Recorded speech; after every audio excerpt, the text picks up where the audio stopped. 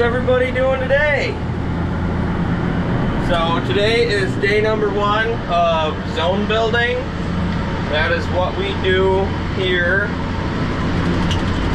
in New York State and on our farm. Not everybody does it here, but a lot of people do. We zone build our ground before corn. What the zone builder does, it's got 6 shanks. We run a 6-row corn planter. What it does is goes down about wherever I set it, 10 to 18 inches, and then 8 inches below the ground surface we're injecting nitrogen with it, liquid nitrogen 30%, with DCD, which is basically just stabilizer so that the rain doesn't wash the nitrogen away or whatever. So that's what this is right here. Nitrogen pump and hoses all put on there. This is the ground. You can see over here, a little rough here on the headland that I ain't fit up, but you can see that I did here about an hour ago while I was getting the zone builder all calibrated. This was my last pass up through. There's a pretty giant boulder, stone, whatever you want to call it. But anyway, so that's what it does to the ground. My dad, believe it or not, will plant right above my slot. He knows where to look for and what to hit with the planter and where to be. So ideally what happens is the corn planter will drop the seed 2 inches under the surface, then 6 inches to 8 inches below that will be its nitrogen. So what'll happen, the seed lays right in pop-up fertilizer, which is basically a little something to get it going as a baby. And then as it grows, the outer roots will hit what we call starter fertilizer that he puts down with the planter as well. And then about 4th of July, it will hit the nitrogen that I'm putting down, and the corn will turn a vibrant green. So that's what we're doing. This is interesting. 3 years ago when I first put this piece into corn, I gotta raise it up. I shouldn't even do this, but I'm gonna. So this railroad track here, I was coming across this, and the zone builder had settled down just a little bit, and I just missed it again. So one year it caught, and it damaged that unit pretty good, believe it or not. So I just got up here that year to start, and I kid you not, I was gonna start in this back field. It's about 35 minutes from home with this old girl. And I got up here, went across that railroad track. Of course it was midnight, and I went across that railroad track, and I don't know, I probably got a phone call or something happened, wasn't paying as good attention as I oughta, and that railroad track don't give an inch.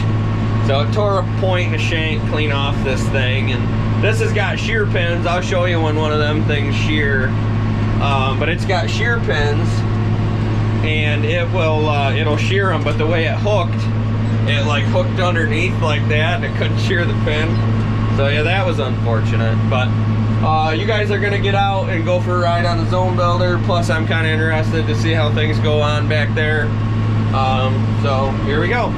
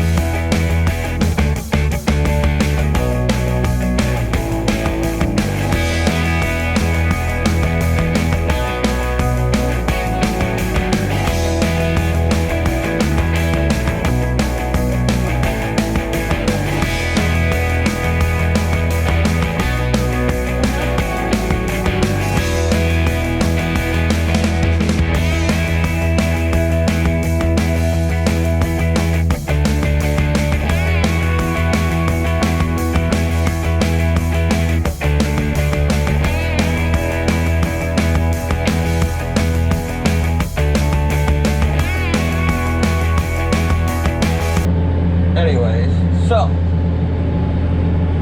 we're zone building. About done with this 23 acres. It took far longer than I wanted it to. That's the way it goes though. First day out's always kind of a pain in the butt. Nitrogen problems, hose problems,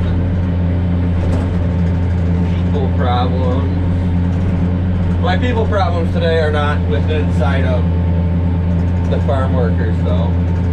Mom, Dad, everything's good there. Outside business aggravates me a little bit. Dad's disking right now, and Dakota is gonna come and he is going to run the disc at 6:30 tonight, so Dad can get his planter ready to go. And I'm hoping he'll be up here with the best of luck by noon tomorrow planting this, and then we'll be right on planting. And I mean, honestly, goes decent, we could be done by Tuesday. That's my goal every year, is 5 days. Should not take us any longer to plant our crops than 5 days, but sometimes it happens. I'd also like to be done by, what's today? The 12th. Monday would be the 17th. If we were done planting Monday the 17th or Tuesday the 18th, that would be a record for Yankee Farmers. Yankee Beef, Yankee Farmers. Used to be Yankee Farmers. Edit that out.